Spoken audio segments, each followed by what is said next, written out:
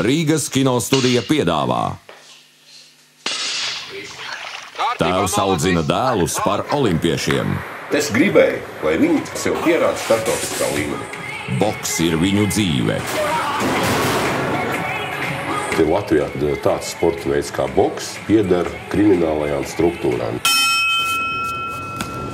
Tagad tu neto samaksāji savu naudiņu, tu nevarot startēt zem brāļa karogas. Rītinieks nepakļāvās šantažai, kas notika pēc tam pie varas nāca Džurovļovs. Tas jautājums ir viens, vai ir jābrauc stiprākiem? Kas stājas pretī drosmīgajai ģimenei? Kāda ir uzvaras cena? Latviešu sporta un ģimenes kaislības Rīgas kinostudijas jaunajā filmā Padoties aizliegts. Režisors Cintars Dreibergs.